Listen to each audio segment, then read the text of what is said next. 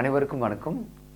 இந்த பதிவில் machine learning, MLOps மற்றும் ModelOps ஆகிய இந்த 3 தலைப்பில் ஒரு சிறிய இன்ட்ரடக்ஷனை தான் பார்க்க போகிறோம். மிஷின் லேர்னிங் அப்படின்ற டாப்பிக்கை பற்றி பல பேருக்கு தெரிஞ்சிருக்கும். மிஷின் லேர்னிங்னா அதிகமான டேட்டாவை ஒரு கம்ப்யூட்டர் ப்ரோக்ராம்குள்ளே கொடுக்குறோம். அந்த டேட்டாவை அலசி ஆராய்ஞ்சி அதுக்குள்ளே இருந்து ஒரு பேட்டர்னை கண்டுபிடிச்சி கொடுக்கப்பட்டுள்ள பிஸ்னஸ் ப்ராப்ளத்துக்கு ஒரு ப்ரெடிக்ஷனை கொடுக்குற ஒரு அல்கிரிதமை தான் நம்ம மிஷின் லேர்னிங் அப்படின்னு சொல்லுவோம். அப்போ மிஷின் லேர்னிங் செய்யும் பொழுது கம்ப்யூட்டரானது சுயமாக டேட்டாவை பார்த்து அதிலிருந்து எதிர்காலத்தில் இருக்கக்கூடிய ஒரு பிஸ்னஸ் சினாரியோவுக்கான சவாலுக்கான ஒரு விடையை கொடுக்க முடியும், ஒரு ப்ரெடிக்ஷனை கொடுக்க முடியும் அப்படின்றது தான் மிஷின் லேர்னிங்கில் நம்ம பார்க்குறது. மிஷின் லேர்னிங்கில் supervised algorithm, unsupervised algorithm, semi supervised algorithm அப்படின்னு பலவிதமான அல்கிரிதம்ஸ் இருக்குது. அப்போது மிஷின் லேர்னிங் துறையில் இப்போ புதுசாக கடந்த 2-3 ஆண்டு காலமாக MLOps மற்றும் ModelOps அப்படின்றது ரொம்ப ட்ரெண்டிங்காக இருக்கும் பொழுது இப்போ வேலை வாய்ப்புகள் அதிகமாக MLOps மற்றும் ModelOps அந்த மாதிரி 2 பிரிவுகளில் இருக்குது. அதனால தான் இந்த பதிவை நான் உங்கள் முன்னாடி சமர்ப்பிக்கணும்னு நினைக்கிறேன். சரி, அப்போது இந்த MLOpsக்கும் மிஷின் லேர்னிங்க்கும் என்ன வித வேறுபாடு இருக்கும் அப்படின்றத முதல்ல பார்க்கலாம். மிஷின் லேர்னிங் சொல்கிற பொழுது அதிகமான டேட்டாவை எடுத்து அந்த தரவுகளை நம்ம ஒரு ப்ரோக்ராம்குள்ளே செலுத்துவோம் இல்லையா? அப்போது டேட்டா அக்விசிஷன், அதுக்கப்புறம் இருக்கிற எல்லா டேட்டாவுமே ப்ரோக்ராம்க்கு ஏற்ற மாதிரியான ஒரு ஃபார்மேட்டில் இல்லை எல்லா விதமான டேட்டாவும் பிளாங்க் டேட்டா இல்லாமல் இருக்குன்னு சொல்ல முடியாது. அப்போது நம்ம டேட்டா ப்ரிப்பரேஷன் ஸ்டேஜ் அப்படின்னு ஒன்று சொல்லுவோம். அதை டேட்டா கிளென்சிங்னு கூட சொல்லலாம். இந்த மாதிரி மிஷின் லேர்னிங்கில் பல்வேறு விதமான கட்டங்கள் இருக்குது. கடைசியில் நம்ம என்ன பண்ணுறோம் அப்படின்னா ஒரு மாடலை க்ரியேட் பண்ணிவிட்டு அதை ப்ரொடக்ஷனில் டெப்ளாய் பண்ணுறதுக்கு முன்னாடி மாடலை நம்ம என்ன பண்ணுறோம் அப்படின்னா ட்ரெயின் பண்ணி நம்ம சூஸ் பண்ண ஹைப்பர் பேராமீட்டர்ஸ் எல்லாமே கரெக்டாக இருக்கா, நாம் தேர்ந்தெடுத்த அந்த பிஸ்னஸ் ப்ராப்ளத்துக்கான சொல்யூஷன்ஸ் ஒழுங்காக கிடைக்கிறதுக்காக சரியான தீர்வாக அமையிறதுக்கு நம்ம கொடுத்த அந்த டேட்டா எல்லாம் கரெக்டாக இருக்கான்னு நம்ம சரி பார்ப்போம். ஆக மிஷின் லேர்னிங்கில் பல்வேறு விதமான ஸ்டேஜஸ் இருக்குது. மிஷின் லேர்னிங் ஆப்ஸ் என்ன பண்ணும் அப்படின்னா நாம் முதல் முறையாக அல்லது சமீபமாக கிரியேட் பண்ண அந்த மாடல் வருங்காலத்தில் தொடர்ச்சியாக நாம் தேர்ந்தெடுத்த அந்த பிஸ்னஸ் சேலஞ்சஸ்க்கு சரியான ஒரு தீர்வாக அமையுமா அப்படின்றத மானிட்டர் பண்ணுறதுக்காகவும், ஒருவேளை அந்த மாடல் மிஷின் லேர்னிங் மாடல் சரியான தீர்வாக அமையலைன்னா எந்த காரணங்களுக்காக சரியான தீர்வாக அமையலை அப்படின்றத நம்ம சூப்பர்வைஸ் பண்ணி சம்டைம்ஸ் நம்ம மாடலை ரீட்ரெயின் பண்ண வேண்டிய சூழ்நிலை ஏற்படும்.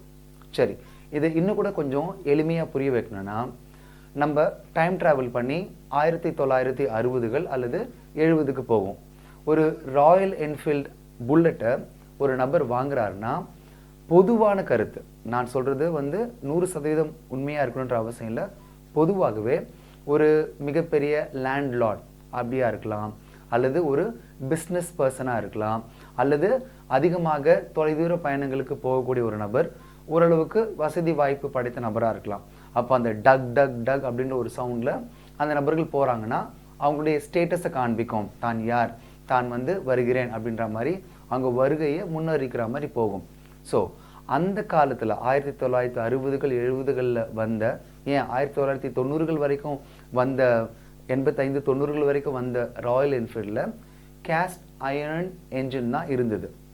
அப்போது இந்த மாதிரியான பழமை வாய்ந்த ஒரு 30 ஆண்டுகளுக்கு முன்னாடியான புல்லட்டை வாங்கிறது மட்டும் பணக்காரங்களால் மட்டும்தான் வாங்க முடியும்னு சொல்ல முடியாது. அது மெயின்டைன் பண்ணுறதா இருக்கலாம், அதை ஓட்ட எடுத்துக்கிற உடல் ரீதியான எஃபர்ட்ஸ், அந்த மாதிரி எல்லா விஷயங்களும் என்ன ஆச்சு அப்படின்னா ஒரு கம்பீர தோற்றத்தை கொடுத்தது, தனக்கான ஒரு பர்சனல் சிக்னேச்சர் ஸ்டேட்மெண்ட் அமைஞ்சது, டக் டக் டக் டக் அப்படின்னு யாரும் போகும்பொழுது. ஸோ இப்போது ராயல் என்ஃபீல்டு மோட்டார் சைக்கிளை வாங்கக்கூடிய நபர்கள் எப்படிப்பட்டவர்களாக இருப்பாங்க அப்படின்னு நான் ஒரு மிஷின் லேர்னிங் மாடலை கிரியேட் பண்ணுறேன்னா எப்படி அந்த மாடலில் ஹைப்பர் பேராமீட்டர்ஸ் நான் டியூன் பண்ணணும், வருமானம் ஒரு குறிப்பிட்ட தொகைக்கு மேலே இருந்தால் தான் அந்த புல்லட்டை வாங்க முடியும். ஒரு நபர் நல்ல உடல் ரீதியான உடல் வாகு, நல்ல ஒரு ஸ்டடியாக, நல்ல ஒரு உடல் பருமன்லாம் ஏற்ற மாதிரி இருந்தால் அந்த வண்டியை வாங்கி உட்காந்து பயன்படுத்த முடியும். ஒரு நபருக்கு வந்து அந்த டகு டகு டகுன்னு சொல்லும் பொழுது அந்த இன்ஜின்லேருந்து வரக்கூடிய வைப்ரேஷன் ஓகேவாக இருந்து நல்ல உடல் வாகு இருந்து தான் ஒரு ஆண்மைத்தனமாக இருக்கிறேன் அல்லது தான் உடல் வலிமையாக இருக்கிறேன் காட்டுற மாதிரியாக இருக்கக்கூடிய நபர்கள் இது விரும்பி வாங்கலாம். தொடர்ச்சியாக நல்ல முறையில் மெயின்டைன் பண்ணுறதுக்கு ஆகக்கூடிய ஓவர்ஹெட் எக்ஸ்பெண்டிச்சர், காஸ்ட் ஆஃப் ஓனர்ஷிப்னு சொல்லுவோம், அதை பொருட்படுத்தாமல் அந்த செலவுகளை ஏற்றுக்கக்கூடிய ஒரு நபராகவும் இருக்கணும். வசதி படித்த ஒரு நபராக இருக்கலாம், ஆனால் அவர் வந்து வீண் செலவு பண்ண வேண்டாம், செலவுகளை குறைக்கணும் அப்படின்னும் பொழுது ராயல் என்ஃபீல்ட் புல்லட்டை வாங்கக்கூடிய வாய்ப்பு ரொம்ப குறைஞ்சிரும். ஸோ என்னோட மாடலில் இது வரைக்கும் யார் ராயல் என்ஃபீல்ட் புல்லட்டை வாங்கியிருக்காங்க, உதாரணத்துக்கு 1965 1985 வரைக்கும் ராயல் என்ஃபீல்ட் மோட்டார் சைக்கிளை வாங்கிய நபர்களை பற்றின அடிப்படை தகவல்களை நான் சேகரித்து, அந்த தகவல் சிலது வந்து சரியானதாக இல்லாமல் இருக்கலாம், பெயர் இல்லாமல் இருக்கலாம், ஆண்டு வருமானம் இல்லாமல் இருக்கலாம், இது எல்லாத்தையும் டேட்டா கிளென்சிங் சொல்லுவோம். அதை க்ளீன் பண்ணிவிட்டு அதை புறக்கணிச்சிட்டு அந்த அவுட்லயர்ஸ் சொல்லுவாங்க இல்லையா. சில பேர் வசதி குறைவாக இருந்தாலும் கூட தன்னுடைய ஒரு சின்ன நிலத்தை விற்று நான் புல்லட்டு தான் ஓட்டுன்னு சொல்லி வாங்கியிருக்கலாம். அப்போ அவரோட ஆண்டு வருமானம் ரொம்ப கம்மியாக இருக்கலாம், ப்ளஸ் அவரோட உடல் வாகு, அவரோட உயரம் எல்லாம் கம்மியாக கூட இருக்கலாம். இந்த மாதிரியான ஓரளவுக்கு பொதுவான டேட்டா பாயிண்ட்ஸோட பொருந்தாத விஷயங்களை நம்ம அவுட்லைட்ஸ்னு சொல்லலாம். சரி, வாங்க இப்போ நம்ம அந்த மாடல் பற்றி பேசலாம். அப்போது 1985 காலகட்டம் வரைக்கும் எப்படிப்பட்ட நபர்கள் ராயல் என்ஃபீல்ட் புல்லட்டை வாங்குவார்கள் சொல்லும் பொழுது நம்ம மாடல் கொடுக்குற அந்த ப்ரெடிக்ஷன் பார்த்தீங்கன்னா ஒரு சில அம்சங்கள் அதில் இருக்கலாம். ஆனால் இன்றைக்கு 2024 புல்லட் வாங்கணும் நினைக்கிற நபர்கள் பார்த்தீங்கன்னா ராயல் என்ஃபீல்ட் நிறைய வேரியன்ஸு கொடுத்துருக்கு. ஹண்டர் அப்படின்னு ஒன்று இருக்குது, இன்டர்செப்டர் ஒன்று இருக்குது, ஹிமாலயா அப்படின்ற மாதிரி நிறைய வேரியன்ஸ் இருக்குது. But still Royal Enfield Classic புல்லட்டை வாங்குகிற நபர்கள் பார்த்தீங்கன்னா அதிகமான உயரமாக இருக்கணுன்ற அவசியம் இல்லை, மிகப்பெரிய உடல் பருமன், நல்லா அதை உதைத்து கிக் செய்து ஸ்டார்ட் பண்ணக்கூடிய உடல் திறன் வலு இருக்கணுன்ற அவசியம் கிடையாது. இப்போ வரக்கூடிய ராயல் என்ஃபீல்டு கிளாசிக் டைப்பான மோட்டார் சைக்கிளுக்கு மெயின்டெனன்ஸ் செலவுகள் அதிகமாக கிடையாது. காரணம் என்னென்னா யூசிஇ என்ஜின் அப்படின்ற ஒரு டைப் சொல்லுவாங்க. அப்போது 1985 வரைக்கும் என்னோட மாடல் வந்து ப்ரெடிக்ட் பண்ணுச்சு இவர் வாங்குவார், இவர் வாங்க மாட்டார். அப்போ வாங்க மாட்டார்னு சொல்லும் பொழுது ஒருவேளை அவரோட உடல் உயரத்தையோ உடல் எடை அளவையோ அல்லது அவர் வந்து அதிகமாக செலவு செய்யக்கூடிய ஒரு இன்கம் கெப்பாசிட்டி அவருக்கு இல்லை அப்படின்ற மாதிரி ஒரு சில பேர் ரிஜெக்ட் பண்ணலாம். ஆனால் இன்றைய காலகட்டத்தில் இஎம்ஐ மூலமாக கூட ஒரு சாதாரண வருமானம் உள்ள ஒரு நபர் கூட புல்லட்டை வாங்கலாம் இல்லைங்களா. அப்போ என்ன ஆகுதுன்னா ஒரு குறிப்பிட்ட கால அளவுக்கு அப்புறம் நம்ம ப்ரெடிக்ட் பண்ணுற மாடல் டேட்டாவோட தன்மையை பொறுத்து அந்த மாடலே பொருந்தாத மிஷின் லேர்னிங் மாடலாக மாறக்கூடிய வாய்ப்பு இருக்குது.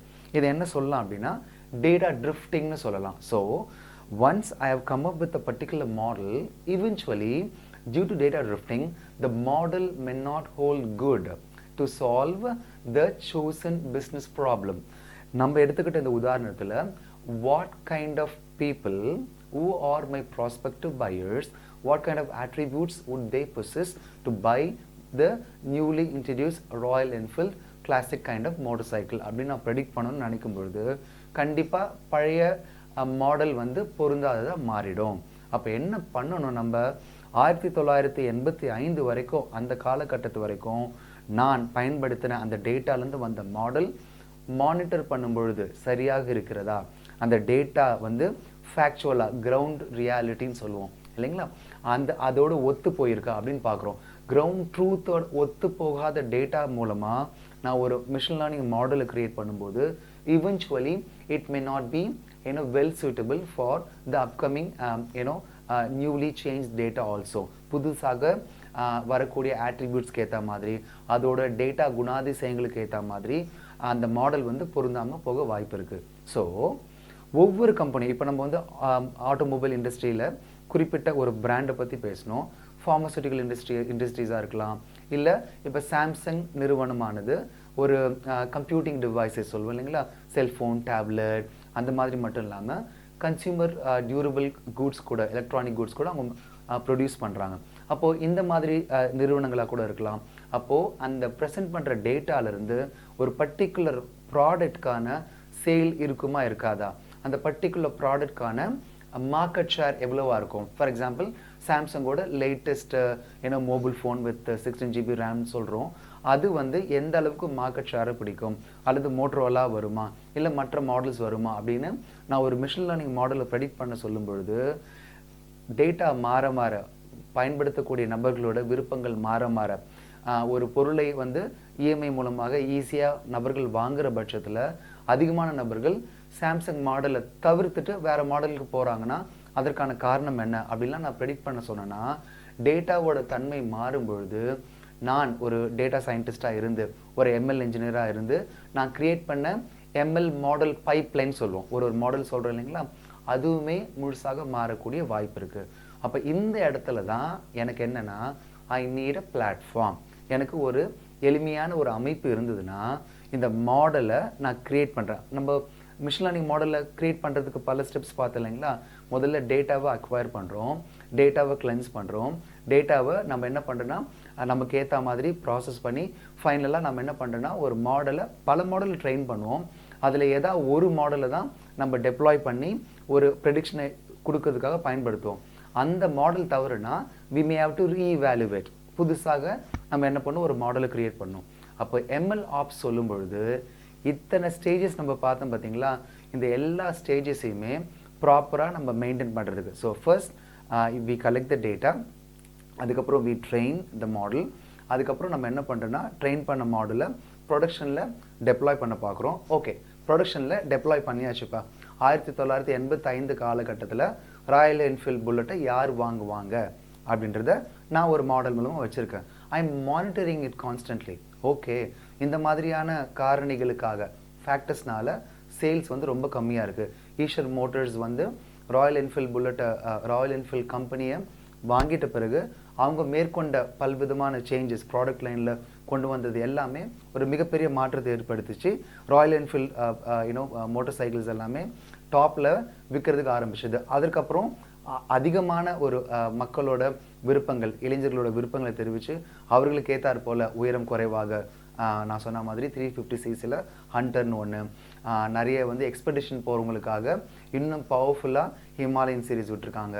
எனக்கு ஒரு பெரிய பைக் ஒன்று வேணும் அப்படின்னும் பொழுது, நல்ல பவர்ஃபுல்லான பைக் வேணும்னா இன்டர்செப்டர் அப்படின்னு 650 அந்த ரேஞ்ச் கைண்ட் ஆஃப் சிசிலாம் விட்டுருக்காங்க. ஸோ அப்போது மக்களோட, கன்சூமர்ஸோட ப்ரிஃபரன்சஸ், டேஸ்ட் மாறும் பொழுது என்னோட மிஷின் லேர்னிங் மாடலை நான் மானிட்டர் பண்ணி டேட்டா மாறும்பொழுது இந்த மாடல் சரியான ப்ரெடிக்ஷனை கொடுக்குமா, இல்லைனா do I need to retrain the model அப்படின்லாம் நான் யோசிக்கணும். அப்போ இந்த இடத்துல நான் என்ன பண்ணுறேன், முதல்ல டேட்டாவை அக்வயர் பண்ணி I am training a model, I am deploying a model and I am monitoring the model. அந்த மாடலில் மானிட்டர் பண்ணும்போது weather there is a data drift or whether there is a model drift. Okay, மக்கள் petrol வண்டியே வேண்டாம், அல்லது எரிபொருளில் போகக்கூடிய இருசக்கர வாகனமே வேண்டாம், நான் எலக்ட்ரிக் வெஹிக்கிள்ஸ்க்கு தான் போகிறாங்க அப்படின்னா there is a total model drift. யார் ராயல் என்ஃபீல்டு பெட்ரோல் புல்லட்டை வாங்குவாங்கன்றது கேள்விக்குறி இல்லை, பெட்ரோல் வண்டியே வாங்க மாட்டாங்க. அப்போ அதை நம்ம என்ன சொல்லலாம்னா மாடல் ட்ரிஃப்ட்னு கூட சொல்லலாம். அப்போது நான் மானிட்டர் பண்ணும்பொழுது டேட்டா ட்ரிஃப்ட் நடந்திருக்கா அல்லது மாடல் ட்ரிஃப்ட் நடந்திருக்கா, அதற்கேற்ற மாதிரி நான் வருங்காலத்தில் என்னோட சேல்ஸை இன்க்ரீஸ் பண்ணுறதுக்கு ஒரு மாடல் ப்ரெடிக்ஷனை கொடுக்கணும் பொழுது அந்த ப்ரெடிக்ஷனுக்கு ஏற்ற மாதிரி என்னோடய ப்ரொடக்ஷனை நான் கொண்டு வருவேன், என் ப்ராடக்ட்ஸில் பல சேஞ்சஸ் நான் கொண்டு வருவேன். அப்போது அந்த மானிட்டரிங் ஸ்டேஜில் எளிமையாக whether to retire a model, இந்த மாடல் ஓகேப்பா இதுக்கப்புறம் பொருந்தாது, இதை கொஞ்சம் ரிவைஸ் பண்ணணும், I need to tweak it or retrain பண்ணணும் அப்படின்ற மாதிரி நான் ஒரு ரெபாசிட்டரியில் அந்த மாடல்ஸ் எல்லாம் சேர்த்து வச்சு அந்த மாடலோட அக்யூரசி அது எப்படி பெர்ஃபார்ம் பண்ணுது இதெல்லாமே நான் பார்க்கணும்.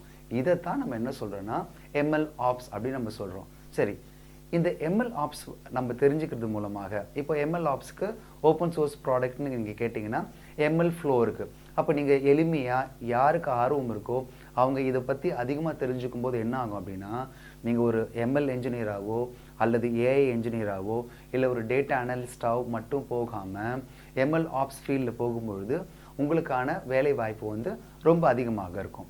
சரி, நான் ஆரம்பத்தில் டாப்பிக்கை பற்றி சொல்லும் பொழுது மிஷின் லேர்னிங், MLOps, அப்புறம் மாடல் ஆப்ஸ்னு ஒன்று பயன்படுத்தணும் இல்லைங்களா? அப்போ மாடல் ஆப்ஸ்னால் என்னவா இருக்கும்? மாடல்னா மிஷின் லேர்னிங் மாடல் தான். MLOps அப்படின்னு சொல்லும்போது இது ஒரு பிளாட்ஃபார்ம். இதில் நிறைய ப்ராடக்ட்ஸ் இருக்குது. ஓப்பன் சோர்ஸ் ப்ராடக்ட்ஸும் இருக்குது, பெய்டு ப்ராடக்ட்ஸும் இருக்குது. இண்டஸ்ட்ரியில் நிறைய லீடர்ஸ் இருக்காங்க. அப்போ மாடல் ஆப்ஸ்னால் என்னவா இருக்கும்? சரி, இதுக்கு தான் எம்எல்க்கும் ஏஐக்கும் உள்ள தொடர்பு என்ன நம்ம தெரிஞ்சுக்கணும். அப்போ எம்எல்னு சொல்லும்பொழுது என்ன? கொடுக்கப்பட்டுள்ள டேட்டாலிருந்து ஒரு பேட்டர்னை ப்ரெடிக்ட் பண்ணி ஒரு குறிப்பிட்ட ப்ராப்ளத்துக்கான சொல்யூஷனை கொடுக்கணுன்றது தான் எம்எல் பேசிக்காகவே. சரி, இப்போ நீங்கள் விஷுவலாக இந்த வீடியோ லெக்சரை பார்த்துட்ருக்கீங்க, அந்த ஆடியோவை நீங்கள் கேட்குறீங்க. ஸோ நம்ம என்ன பார்க்குறோம் அப்படின்னா, சம்டைம்ஸ் நான் என்னோடய சிஸ்டம் கிட்ட நான் ஓரலாக டெக்ஸ்ட்டை கொடுப்பேன், அந்த ஓரலாக என்னோட ஆடியோவை இன்புட்டாக கொடுப்பேன்.